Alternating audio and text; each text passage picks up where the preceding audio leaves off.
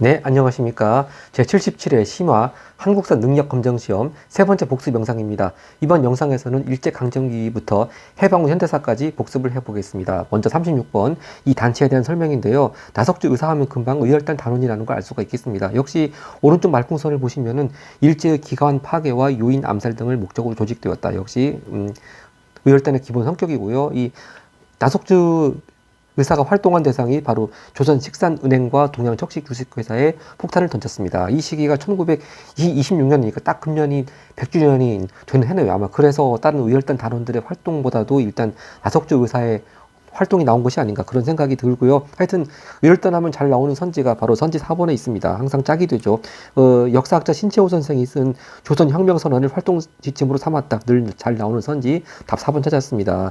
나머지 같이 단체들 보겠습니다. 선지 1번 고종의 강제 퇴위에 반대하는 시위. 야, 요거는 대한자강회였고 또 선지 2번 조선 총독부의 국권 발언 요구서 제출. 요거는 1910년도 10년대 국내 비밀 결사로 임병찬이 만들었던 독립의금부였고요. 선지 3번 독립공채 나오면 요건 대한민국 임시정부에서 발행한 것이고, 선지 5번 신규식.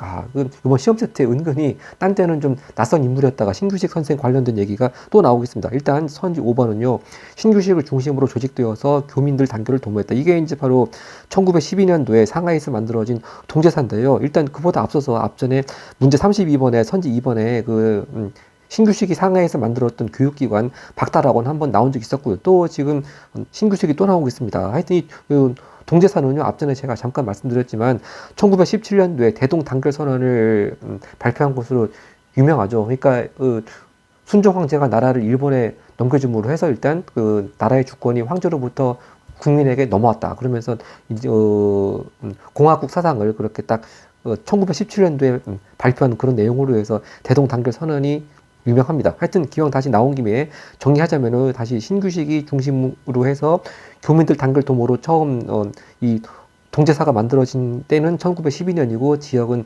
상하이고 나중에 1917년에도 대동 단결 선언을 발표했습니다. 그리고 앞전에 박달학원이라는 교육기관도 세웠습니다. 이렇게 정리하고 37번 가겠습니다. 37번은 일제시대의 정책적으로 시기를 구분하는 문제입니다. 역시 1번 문제답게 내용 간단합니다. 이 임시토지조사국 그러면 토지조사 사업하면 금방 1910년대 경제정책이라는 거 알 수가 있겠고요. 또 1910년대 하면은 헌병경찰통치 또는 무단통치니까 또 역시 그걸 상징적으로 나타내는 정책이 있었죠. 태형 또는 이제 이걸 실시하는 법령이 조선 태형령이었습니다. 이렇게 간단히 1910년대 태형 나오는 거 답 찾았고요. 나머지 선지 2번 원수부에서 업무를 처리하는 관리자. 원수부라고 하는 건 대한제국 때 특히 대한국 국제 나오는 얘기죠. 네, 바로 황제가 모든 군대의 모든 권한을 가지는 그런 내용으로 설치한 것이 원수부였습니다. 또 선지 3번 몸빼 착용을 홍보한 애국반 반장. 자, 몸빼 애국반 이런 얘기 나오면 바로 일제 때 40년 후반부터 전쟁이 광분하던 그런 시기고요. 아직 요 자리에는 그런 시기 문제가 나올 때가 아니고, 이제 그 문제는 좀 40번 약간 넘어가서 나오기 시작하죠. 또 선지 4번, 경의선 개통식. 자, 이거는 1899년이었습니다. 또 선지 5번, 나온규가 감독한 아리랑의 첫 상영. 자, 여기는 아예 극장 이름까지 나왔네요. 보통 극장 이름은 잘 안 나오는데, 하여튼, 또 마침 역시 금년이 이 아리랑이 처음 단성사에서 상영이 된 때가 딱 1926년 100년 전이었기 때문에 역시 금년 시험에도 뭐 각종 항우사 시험에서 이 아리랑 100주년 기념해가지고 특히 아리랑이 잘 나오지 않을까 그런 생각이 드네요. 하여튼 아리랑이 처음 상영된 극장은 단성사였습니다. 그 다음 38번 갑니다. 38번도 단체에 대한 문제인데 뭐 쭉 가운데 보면요, 조선 민족의 총 역량을 집중하여 민족 당일당 결성을 촉진하며 무엇이 조직되었다. 그리고 각도 각지에서는 지회가 속속 설치되었다 했는데, 여기 이 단체 특유한 용어가 있습니다. 바로 해소. 보통 단체하면 뭐 해체 그런 표현 쓰는데요. 여기 이 단체는 해소란 특이한 표현 씁니다. 바로 그 단체는 이 신간회밖에 없습니다. 그리고 이 신간회가 결성이 된 것도 국내 최대의 민족운동단체라고 그런 성격도 있지만 1927년 들어와가지고 사회주의 세력하고 비타협적 민족주의 세력하고 같이 연합을 했죠. 그런 의미에서 여기 민족 단일당 결성 그런 또 성격도 있습니다. 자, 그래서 신간회가 처음 창간된 때는 1927년이었고, 이제 그로부터 여기도 5년이나 걸어왔다고 했듯이 해소가 된 데는 31년도였습니다. 하여튼 신간에만 요거만 알면 답은 금방 찾죠. 늘 잘 나오는 선지 5번 같이 1929년에 있었던 광주 학생 항일운동의 진상조사단 파견했다. 답 금방 찾았습니다. 네, 나머지 단체들 뭐 또는 활동들 같이 보겠습니다. 선지 1번 개벽이라든지 신여성 이런 잡지 발행한 데는요. 원래 아마 단체 이름은 천도교 청년회인데 정확한 단체는 모른다 하더라도 개벽 신여성 하면은 일단 천도교 계열에서 발행했고, 요건 또 시기가 중요하죠. 이건 1923년에 특히 여성 계몽을 위해서 신여성이 발행되었습니다. 그래서 이 신여성 얘기는 그 74회 시험 때도 요 40번에 한번 나온 적이 있었고요. 또 선지 2번 중주원 개편을 통해 의회 설비, 요건 늘 잘 나오는 독립협회 활동이죠. 특히 헌의 6조 통해 가지고 건의한 것 중에 가장 시험 잘 나오는 게 뭐 나름 입헌 군주제를 지향하는 의미에서 중추원 개편에서 의회 설립 추진했다. 그러면서 이제 좀 어려운 문제가 나왔던 게 제가 썼듯이 75회 때 38번 나번 자료예요. 이 중추원 관제, 즉 독립협회 건의를 받아들여가지고 정부에서 98년 11월 달에 중추원 관제를 반포한 것이 있습니다. 바로 그 내용이 일부 조항이 75회 38번 나번 자료에 좀 어렵게 나왔으니까 기왕 독립협회 활동 중에서 또 중추원 개편 이것만 단편적으로 아는 것보다도 이렇게 과거 시험 문제 한번 보시면서 그 중추원 관제 실제 내용이 어떤가도 다시 한번 살펴보시면 좋을 것 같고요. 또 선지 3번 군사 조직으로 한인 국방 경위대 창설했다. 이것도 바로 앞전에 76회 때 언입니까? 76회 때 44번에 한번 나왔었거든요. 근데 연이어 가지고 또 나오네요. 그 전까지는 잘 안 나오다가요. 자, 근데 한인 국방 경위대라고 하는 건 일제 강점기 때 그것도 지역적으로는 미국 LA 지역에서 창설되었습니다. 그래서 이거는 그 시기하고 지역이 중요하고요. 아마 한인 국방 경위대를 창설한 단체 이름은 재미 한족 연합 위원회라고 하는데 뭐 이 단체 명칭보다도 다시 한번 말씀드리지만 1942년 미국 LA에서 창설되었다. 이게 제일 중요한 것 같고요. 또 선지 4번 순종의 인산이를 기회로 만세운동 기획했다. 일단 신간회보다 전의 사건이고요. 이 60만세운동은 1926년 아니겠습니까? 역시 딱 그러고 보니까 또 금년이 딱 역시 60만세 운동으로부터도 100주년이 되는 해이긴 하네요. 네, 근데 어차피 이 문제가 단체에 대한 문제니까 60만세 운동을 주도한 단체 하면은 아마 조선공산당하고 또 천도교 단체들, 학생단체들 뭐 그렇게 돼 있을 겁니다. 네, 그 다음 페이지 가겠습니다. 네, 39번은 일제시대 때 농촌 정책에 대한 문제인데요. 일단 대공황 이후, 대공황 하면 미국에서 1929년부터 있었습니다. 근데 대공황 이후 일제는 공업 원료 등을 확보하기 위해 한반도 남부지방에 면화 재배를 확대하는 정책을 추진했다. 이 정책이 시행된 시기인데요. 바로 이 문제가 73회 때 39번 자료나 선지와 거의 유사한데, 자, 그때 39번에는요, 그 한반도 남부지방에 면화가 나온 것이 아니고 북부지방에 양을 키워서 양털 가지고 공업원료를 그렇게 확보하는 그런 내용이 나왔습니다. 바로 그 얘기가 이제 남쪽에는 면화 그리고 북쪽은 양 이걸 합쳐가지고 1930년대 전반에 있었던 공업원료 확보 정책 남면 북양이라고 합니다. 그래서 73회 문제 때는 북양이 나왔고 이번 시험 문제는 남면이 나왔네요. 하여튼 이 시기는 결국 30년대 전반이 되겠습니다. 그리고 그때 문제도 같이 나오던 얘기가 선지 5번이었습니다. 그래서 이때 이제 일제가 일종의 관주도의 그 농촌 정책이죠. 그런 내용으로 농민의 자력갱생을 내세운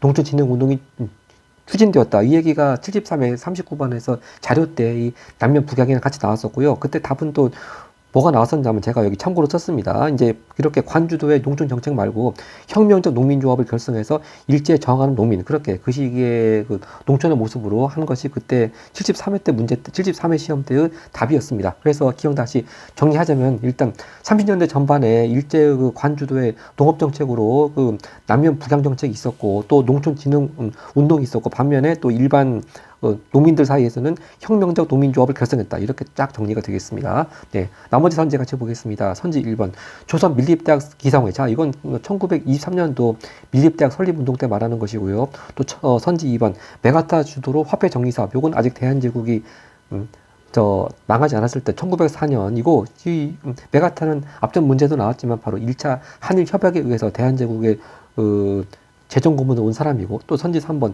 귀속재산 관리를 위해 신한공사. 이것도요 바로 앞전 시험에 나왔습니다. 76회 49번에 44번에 나왔었네요. 이 신한공사라고 하는 거는 일단 귀속재산 개념이 해방 이후에 일본 사람들이 조선 땅에 남겨두고 간 재산이죠. 그걸 가리켜서 귀속재산이라고 하는데, 이제 그걸 귀속재산을 어떻게 처리할 것인가, 이제 그걸 어떻게 처리할 것인가를 놓고 만들어진 그 뭐라고 할까요? 그 공기업 같은 거라고 할 거예요. 근데 그것이 신한공사가 되겠습니다. 그래서 당연히 이때는 미 군정일 때 46년에 그 신한공사가 운영이 되었고요. 가끔이 그래서 신한공사 운영에 관한 그 뭐랄까 법제라고 할까 그런 것도 가끔 나오기도 합니다. 또 선지 4번 회사 설립을 허가제, 즉 조선 땅에서 조선 사람이 회사 세우려면은 단순히 신고만 하면 안 되고 총독의 허가가 필요하다고 하는 내용으로 그런 회사령이 공포가 된 거는 한일합방이 일어나는 바로 직후 1910년도 12월 달이 되겠습니다. 네, 그다음 40번 가겠습니다.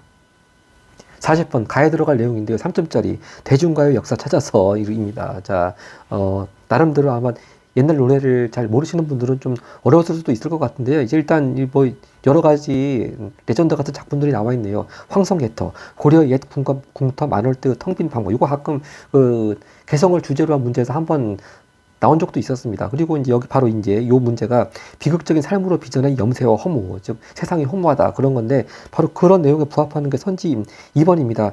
유심덕의 사회참미 여기 사는 죽을 사자죠. 그러니까 여기 염세 허무에 딱 컨셉이 부합합니다. 그리고 나머지는 일단 그 일제 강점기 때가 아니라는 걸 알 수가 있는 게 자 굳세어라 금소라 그러면 6.25 전쟁 때 50년 12월에 있었던 흥남 철수를 배경으로 했던 유명한 노래고, 그 다음에 또 코리아나의 손에 손잡고는 바로 88 서울 올림픽 때 주제가였고요. 또 선지 5번 단장의 미아리곡, 요거는 또 6.25 전쟁 때 서울 북쪽 미아리곡에서 자기 가족이 납북되어 가는 그런 상황을 그린 노래였습니다. 그래서 어차피 답이 될 수 있는 건 사회참미밖에 없는데, 그렇죠. 참고로 선지 1번 김민기의 아침 이슬, 이게 이제 얼마 전 처음 문제 나왔을 때는 상당히 생소해가지고 많은 분이 오답이 나왔었는데요. 이제 이게 계속 연거푸 나오다 보니까요. 가장 최근에 나왔던 게 75회 문제 때도 42번에 한번 나왔었습니다. 그래서 박정희 정부 때 1970년대 금지곡으로 아침 이슬이 있었다. 이거 계속 되풀이 나오기 때문에 이건 뭐 더 이상 어려워하지 않을 것 같습니다. 그래서 다시 한번 유심덕의 사회참미다. 이것도 보니까 이 사회참미가 처음 발표가 된 게 1926년이라고 하니까 금년이 100주년이 돼요. 그래서 여러 가지로 지금 금년이 100주년이 되는 여러 사건이라고 해야 되나? 그런 그 팩트들이 계속 지금 요번에 출제가 되고 있습니다. 자, 그래서 기왕 여기 사회참배가 나온 김에 잠깐 그 당시 뭐라고 해야 되나? 그 당시 여기 추궁기가 나오지 않습니까? 이 추궁기의 원음 그대로 한번 잠깐 앞부분만 들려드리겠습니다. 아마 이 사회참미가 우리나라 사람이 작곡한 멜로디는 아니고요. 그 다니우브 강의 물결인가? 원래 외국 노래에다가 가사만 새롭게 바꿔서 번안이라고 하죠. 그런 번안곡이라고 합니다. 자, 잠깐 들려드리겠습니다.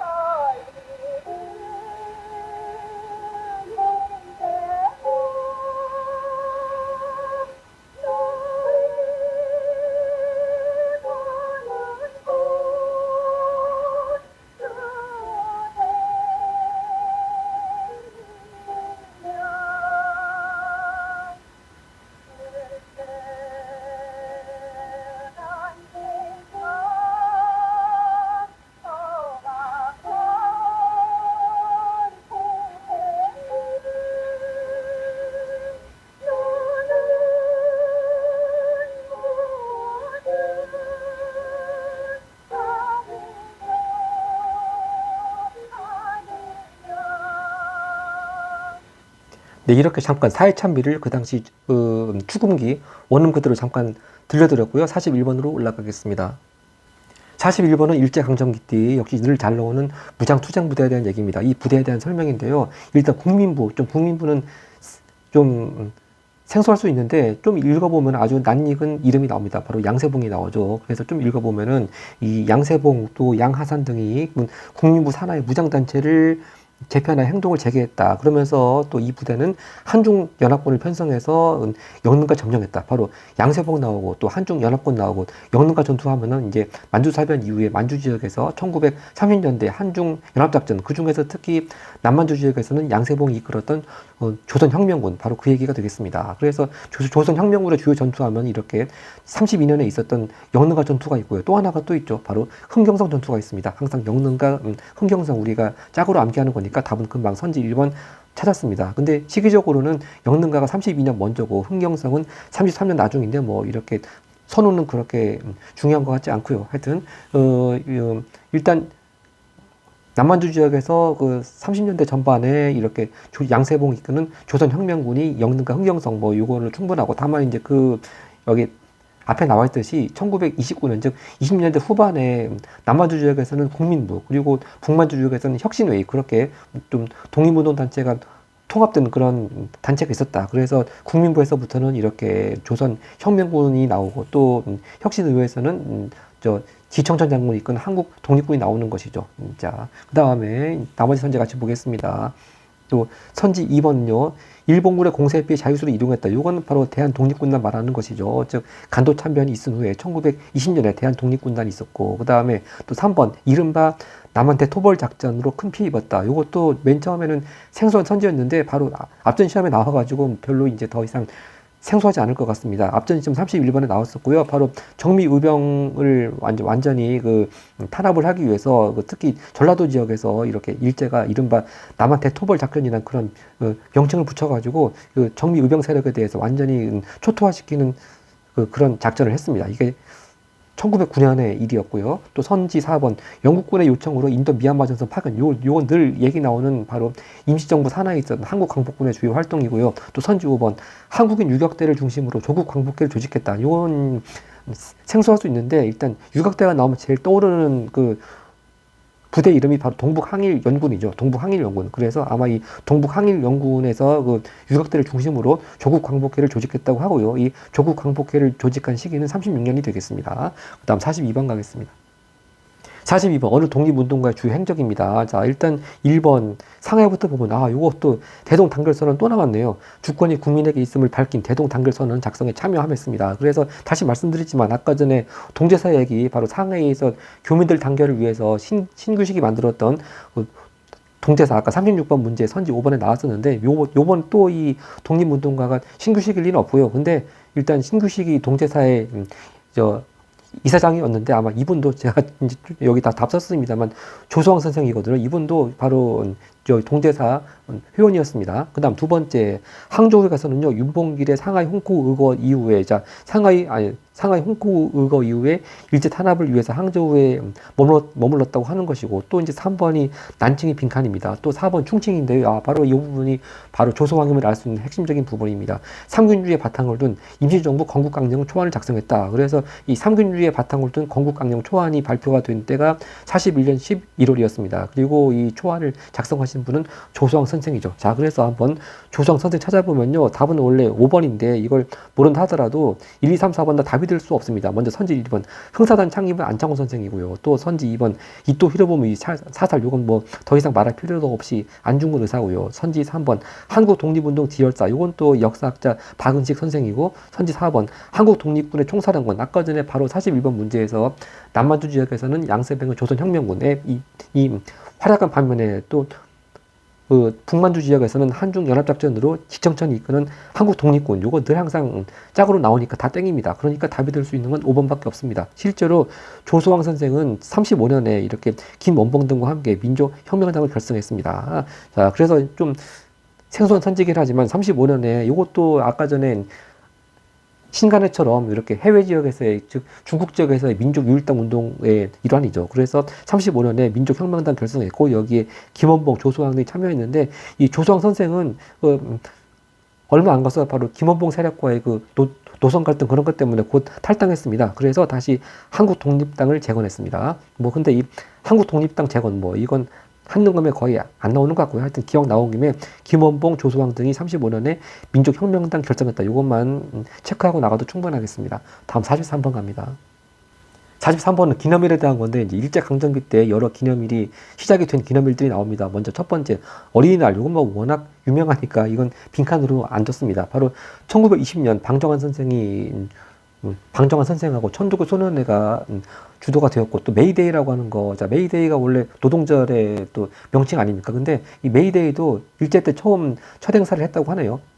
이때가 1923년입니다. 역시 같은 23년이고요. 그 다음에 또 과학데이도 일제 때 처음 했군요. 역시 과학데이는 처음 이렇게 날이 개최가 된 게 34년이라고 합니다. 그래서 이때는 그냥 흘려지나는 자료 속에 있지만 또 언제든지 이 시기적으로 어려운 문제가 나올 수 있으니까 메이데이 첫 노동절 행사는 23년, 또 첫 번째 과학데이 행사는 34년 정리하면 좋겠고요. 이제 나머지 보겠습니다. 선지 1번 제헌절, 바로 첫 헌법이니까 대한민국 헌법이니까 당연히 이건 답이 아니겠죠. 일단 제헌절은 지금은 공휴일이 아니다 보니까 많이들 다들 잊고 계시는데, 일단 제헌절이 원래 법정 공휴일일 때는 48년 7월 17일을 기린 의미에서 7월 17일이 제헌절이었는데, 다시 이제 금년부터 또 7월 17일을 법정 공휴일 쉬는 날로 한다고 그러죠. 또 선지 2번이 답입니다. 바로 가게 날, 딱 이름만 보더라도 한글날의 옛날 명칭임을 알 수가 있습니다. 바로 가게날, 우리말과 글의 소중함 되새기다. 그래서 이게 이제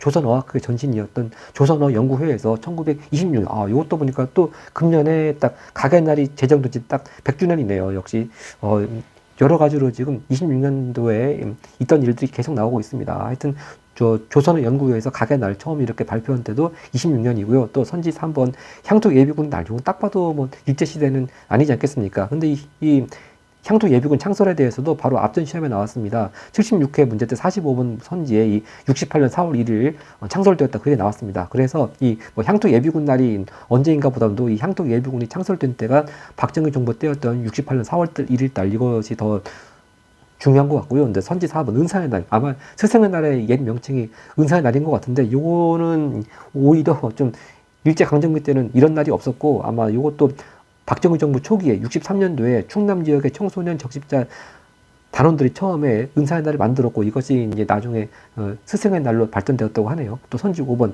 이산가족의 날. 자, 일단 이산가족의 날이 언제인지 모른다 하더라도 일단 이산가족 하면은 6.25 전쟁 이후에 흩어진 가족들이기 때문에 이것도 당연히 일제강점기하고는 아무 관계가 없겠죠. 참고로 이산가족의 날은요, 음력 추석 전전날인 8월 13일이라고 합니다. 다음 문제 갑니다.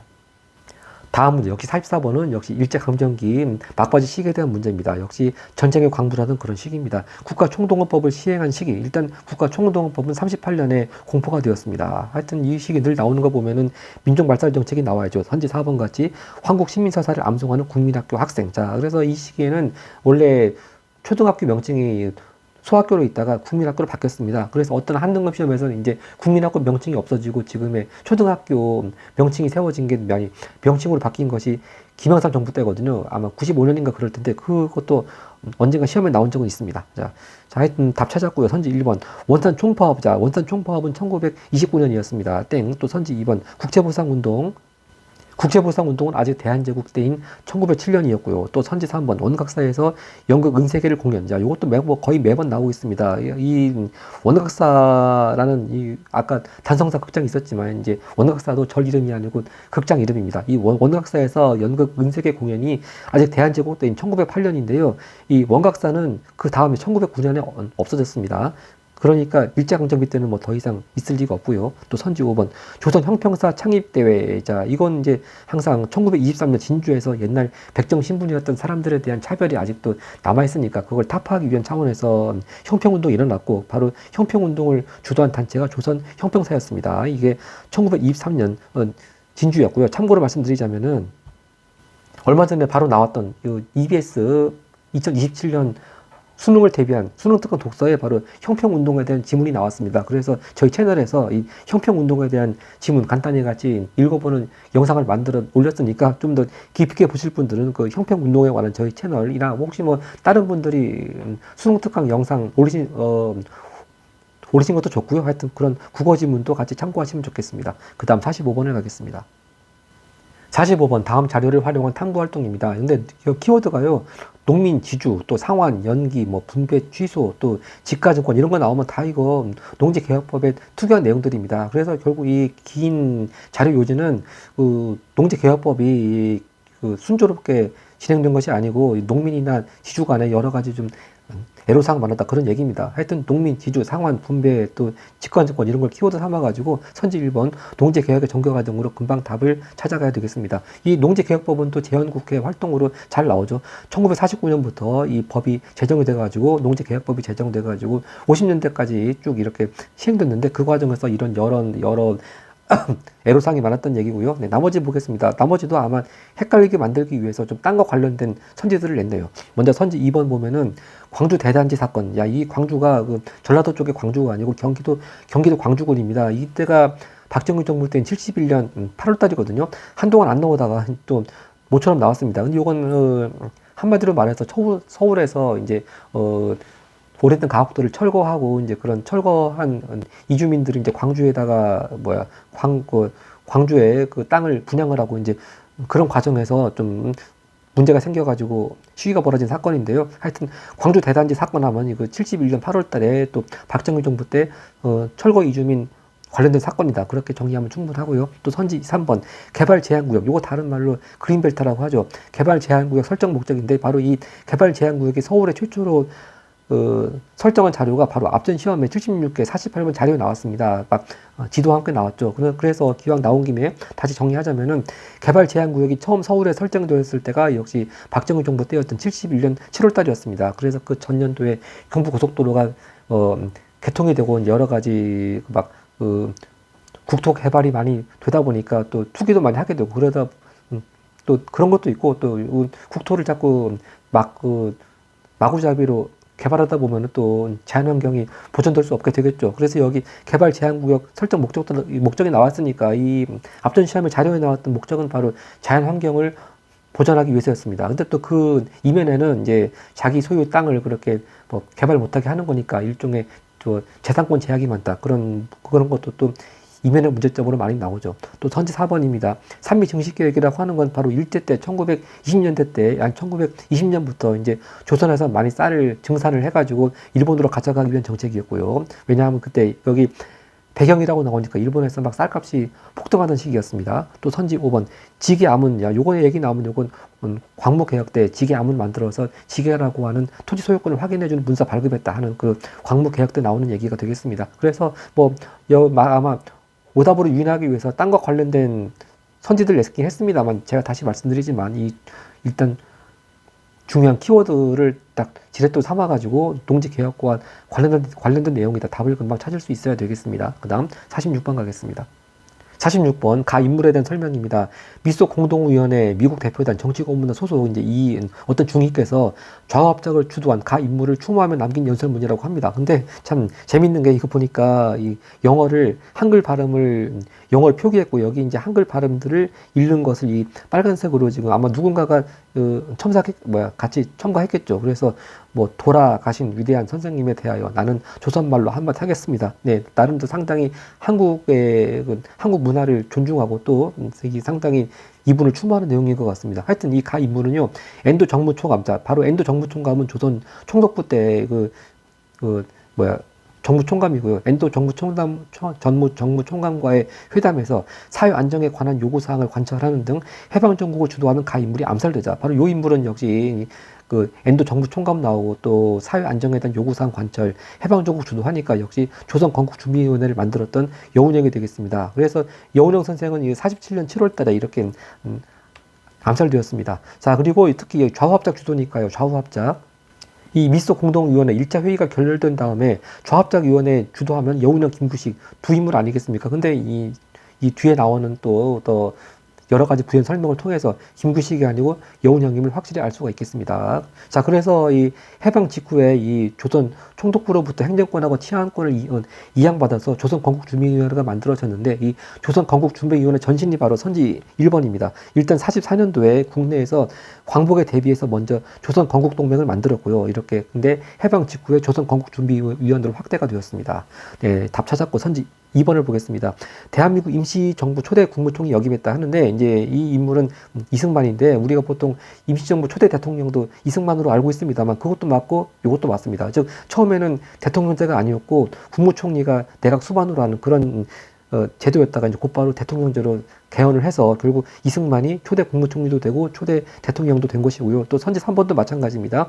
정읍에서 남한만의 단독정부 수립 주장. 이것도 역시 이승만의 46년 6월 달에 있었던 정읍 발언이라고 하는 것이죠. 이것도 시기적인 순서가 여기 아까 나왔던 미소 공동위원회, 1차 미소 공동위원회가 그 전에 결렬된 이후에 46년 6월 달에 이승만의 정읍 발언이 나왔고요. 또 선지 4번, 헤이그에서 열린 만국 평화의 특사. 이건 이상설 2위종 뭐 잘 나오는 1907년도에 그때 일이고, 또 선지 5번 민족을 역사 서술의 중심에 둔 독사실론족은 역사학자 신재호 선생이 발표한 것이 독사실론이 되겠습니다. 그 다음 페이지 가겠습니다.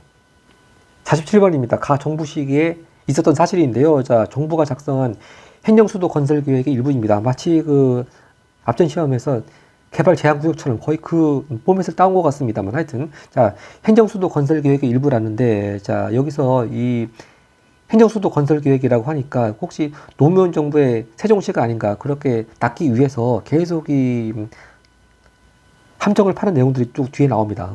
그래서 당시 뭐 충남 공주시 장기면을 중심으로 영기군 일부까지 건설 대상 지역에 포함시켰다. 이것도 지금 세종특별자치시하고 한번 구역이 많이 겹치는 것 같은데요. 근데 여기 이걸 가지고 만약에 노무현 정부의 세종시라고 만약에 낚이면은 답이 지금 노무현 정부에 해당되는 게 선지 4번이죠. 선지 4번으로 낚일 위험이 있습니다. 바로 칠레와의 자유무역협정, 즉 한국-칠레 FTA가 체결된 때가 노무현 정부 때인 2004년도였고, 이것도 뭐 계속 나오겠습니다. 특히 이제 앞에 시험 75회 때도 49번에 선지 1번 나온 적이 있었는데, 이것이 노무현 정부 때가 아니라고 하는 걸 가장 확실하게 그 함정에 빠지지 말라고 주어진 단서가 바로 이 수출 100억 달러 처음 달성입니다. 그래서 박정희 정부 때 수출 100억 달러 처음 달성이 1977년의 일이었습니다. 그리고 박정희 정부 말년에 마치 노무현 정부의 세종시와 유사하게 이렇게 거의 그 비슷한 지역에다가 행정수도를 하려는 계획을 했습니다. 자, 그래서 이것이 박정희 정부라는 것만 알면은 답은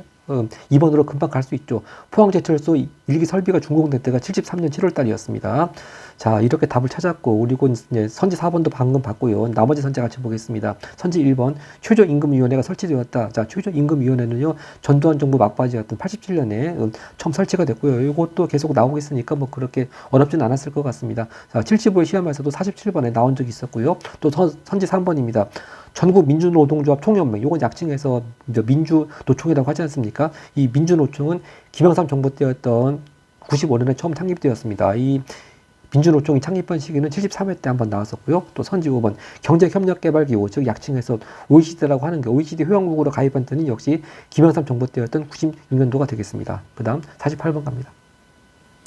48번은 이제 다음 대화에 나타난 사건 이유입니다. 윤종법에는 김영삼 신민당 총재가 국회의원 최초로 제명된 사건. 자, 이거 방금 47번에도 이 막바지에 그 김영삼 정부 때 OECD 회원국 얘기가 있는데, 이제 대통령이 되기 훨씬 전에 야당 총재일 때 일이 48번 문제로 나오고 있네요. 자, 하여튼 김영삼 신민당 총재가 국회의원을 해서 제명된 때가 바로 79년 10월 4일입니다. 10월 초인데요. 그 원인이 뭐냐면 가운데 나와 있듯이 김영삼의 뉴욕타임스와 인터뷰한 내용이 문제가 되었다고 합니다. 그럼 뭘 인터뷰했냐? 뭐 여기 또한 신민당사에서 농성하던 YH 무역 노동자들을 강제로 진압한 정부를 비판했다. 자, 그래서 이 YH 무역 사건도 계속 나오죠. 이 YH 무역 사건이 바로 같은 해 79년도 8월 달에 있었습니다. 그리고 이 YH 무역 사건에 대해서는 또 가장 최근에 나왔던 때가 74회 문제 때도 47번 나온 적이 있었고요. 결국 다 이 얘기, 결국 10월 초 얘기니까 이제 뭐 박정희 대통령이 살해당하는 11.6 사건이 나오든지, 아니면 바로 김영삼 총재의 정치적 고향이라고 할 수 있는 부산 마산 지역에서 민주화 시위가 일어났던 부마 민주항쟁이 나오든지, 그런데 바로 선지 2번에 곧바로 부마 민주항쟁이 나왔습니다. 그래서 이 10월 4일에 김영삼 총재가 제명이 되었고, 그래서 10월 중순에 이 부마 민주항쟁이 일어났고요. 부산과 마산 지역에서. 그래서 그 이후에 이제 10월 26일에 박정희 대통령이 살해당하는 11.6 사건이 났습니다. 그래서 시험 문제에 따라서는 이 부마 민주항쟁을 가리켜서 유신 체제가 붕괴되는 계기가 되었다. 그렇게도 잘 나오죠. 네, 부마 민주항쟁, 또 이제 다른 말로 유신 체제 붕괴의 계기가 되었다. 잘 나옵니다. 네, 또 선지 1번을 보겠습니다. 에치슨9이라고 하는 거는요, 바로 6.25 전쟁이 나던 그 해, 1950년 1월 달, 에치슨은 미국 국무장관이고, 그래서 미국의 극동 방위선에 한반도를 제위시키는 그런 내용이 에치슨9이었습니다. 그래서 이제 이것이 발표가 되니까 마치 북한의 김일성으로 하여금 전쟁 가더라도 미국이 한반도에 금방 들어오기는 어렵겠다, 그런 오판을 일으키게 했단 얘기죠. 그 다음에 선지 3번, 4.4.5입의 논리로 개헌안 통과되었다. 이 4.4.5입 개헌이라고 하는 건 54년 이승만 정부 때가 되겠습니다. 이 주요 내용은 초대 대통령인 이승만 대통령이 한해서 종신토록 계속 출마하고 당선될 수 있도록 그렇게 한 개헌안이 이른바 사사오입 개헌 아닌데 왜 그런 명칭이 붙었냐 하면은 원래는 아마 개헌 통과할 수 있는 의결 정족수가 안 됐는데 억지로 뭐 5 밑에는 버리고 그리고 5 이상은 반올림에서 올린다 그런 걸 해가지고 억지로 개헌 정족수, 개헌 의결 정족수를 통과한 것으로 만들었다고 해서 사사오입 개헌이라는 명칭이 붙었습니다. 또 선지 4번 반민족행위 특별조사위원회 약칭해서 반민특위라고 하는데 이 반민특위가 해체가 된 건 역시 이건 다 재헌국회 때하고 이승만 정부 때죠. 네, 한참 전의 얘기입니다. 아마 이 시기가 49년부터 50년에 걸친 시기 같고요. 또 선지 5번 민의원 참여원으로 구성된 양원제 국회가 탄생했다. 이 우리나라 헌법 역사에서 정치 역사에서 양원제 국회가 있을 때는 딱 한 번밖에 없습니다. 이렇게 4.19 혁명 이후에 만들어진 제2공화국 정부가 이른바 의원 내각제로 하지 않습니까? 그리고 그때 국회는 이렇게 민의원 참여원으로 구성된 양원제 국회였습니다. 다음 49번 갑니다.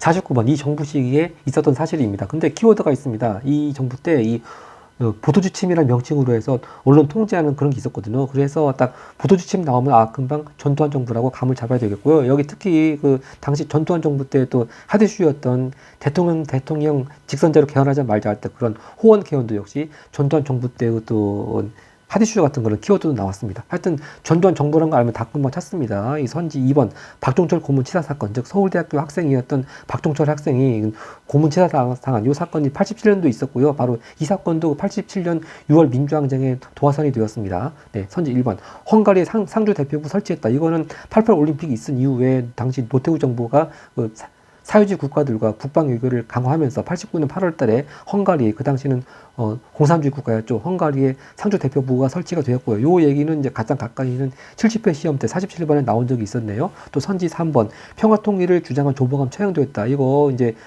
진보당의 조봉암 구속은 1958년 또 조봉암 처형은 59년, 즉 이승만 정부 막바지 얘기가 되겠고요. 또 선지 4번 대통령 긴급명령으로 금융실명제 실시되었다. 이건 김영삼 정부의 첫 해였던 93년이 되겠습니다. 이 대통령 긴급명령이라고 하는 게 원래 금융실명제 같은 거는 법률로 공포하자면 또 국회에 국회 통과를 거쳐야 되고 그러다 보면은 비밀이 새어나가면 안 되니까 이렇게 급속을 요하거나 그럴 경우에는 법률하고 같은 효력으로 해서 대통령 긴급 명령이라는 것이 있습니다. 그래서 금융실명제가 이렇게 실시가 될 때는 대통령 긴급명령 형식을 빌렸습니다. 또 선지 5번 서울역에서 청량리역 간에 서울 지하철 1호선이 개통됐다. 이거는 박정희 정부 때 74년 8월 15일 때가 되겠고요. 네, 마지막 문제 50번은 통사적인 종합 문제가 나왔네요. 이 50번 종합 문제는 천도, 즉 국가 수도를 옮기는 걸 키워드로 해서 나왔습니다. 그래서 쭉 고구려 때부터 조선까지 쭉 나왔네요. 네, 차근차근 보겠습니다. 고구려는 427년 이 가왕 때 평양으로 옮겼다. 그럼 가왕은 장수왕이 되겠습니다. 원래 수도는 국내성이었죠. 자, 그럼 장수왕 선지 1번을 보겠습니다. 서원평을 공격해서 영토 확대했다. 장수왕은 백제 공격해서 한성한다. 그건 돼 있지만 서원평 공격은 아니죠. 이 서원평 공격은 바로 4세기 초반에 미천왕 때가 되겠습니다. 이것도 늘 나오고 가장 최근 나온 거는 75회 문제 때 2번에 나왔었습니다. 서한평 공격은 미천왕. 하여튼 1번 땡이고요. 그 다음 백제를 보겠습니다. 백제는 475년 한성 함락되자, 즉 그렇죠. 장수왕 공격에 의해서 함락됐고요. 네, 제가 이렇게 밑에다가 깨알같이 썼습니다. 475년 장수왕 공격에 의해 가지고, 그래서 항상 이런 문제는 한 3번이나 4번쯤에 그런 위치에 나오는 얘기였죠. 그래서 한성 함락되면서 계로왕 전사하고 바로 계로왕의 아들인 나왕, 문주왕이 이렇게 웅진청도했습니다. 자, 그러면 나번의 왕 문주왕에 대해서 선지 2번을 보겠습니다. 선지 2번 보면은 소지 마력권과 혼인동맹 맺었다. 자, 일단 고구려의 위협을 느껴가지고 신라하고 백제하고 나제 동맹을 강화하는 그런 내용이 이제 혼인동맹을 맺은 것인데, 이것도 약간 진짜 오답으로 유인될 소지가 있었습니다. 근데요, 벌써 어느새 문주왕은 죽고 없고 5세기 후반 동상왕 때 이 신라의 당시 소지 마립관하고 혼인동맹을 맺었습니다. 그리고 동상왕하고 소지 마립관 때 이 혼인동맹 맺은 얘기, 이걸 다른 말로 표현한다면 나제 동맹을 강화하는 거죠. 이 나제 동맹 강화 또는 혼인동맹이 동상왕 때 이 얘기는 가장 최근에는 70회 문제에 한번 나온 적이 있었습니다. 자, 그 다음에 이 나번에서 혹시 문중왕하고 동성왕을 좀 헷갈렸다 하더라도요, 답번이 확실하게 답으로 가장 옳은 것으로 답으로 고를 수 있습니다. 왜냐하면 이 538년 다왕, 즉 사비를 옮긴 왕은 성왕인데, 자, 선지 3번을 보겠습니다. 성왕이 또 했던 업자기라고 할까, 뭐 주요 그때 나온 얘기가 바로 국호를 남부여로 바꿨죠. 그래서 설사 그 선지 2번에서 헷갈렸다 하더라도 선지 3번 성황 남부여로 바꿨다. 이거 금방 뭐 답을 찾을 수 있겠습니다. 또 계속 보겠습니다. 신라는 뭐 이렇게 달구벌 지금 대구 쪽에 천도하려고 했다가 못했다고 하는 것이고, 또 발해는요 중경 현덕부, 상경 용천부 등지로 여러 차례 천도했다고 하는 건데, 기억 나온 김에요 그 상경 용천부로 천도한 왕은 문왕이 되겠습니다. 네, 이렇게 발해 문왕 때 상경으로 천도를 했고요. 또 이제 고려로 갑니다. 고려는요 원래 처음 수도가 개경이었죠. 그러다가 몽골 침입이 있었을 때 32년도 최후, 바로 최충원 아들이죠, 최후의 건으로 이 라왕 때 강화도를 천도했다고 했습니다. 사실 최씨 무신 정권 때 왕들은 좀 거의 존재감이 없는데, 그래도 그 중에서 이제 고종원 이렇게 몽골 침입 같은 어려운 일들 많이 겪었죠. 하여튼 라왕은 고종 때가 되겠습니다. 이 고종 보면은 선지 라번, 근데요 이 쌍통 총관부 수복 완전히 아니죠. 이 쌍통 총관부 수복은 원나라가 약해질 무렵에 바로 반원 정책으로 국민왕이 한 정책이 쌍통 총관부 수복이니까 4번도 확실히 아니고요. 그다음 보겠습니다.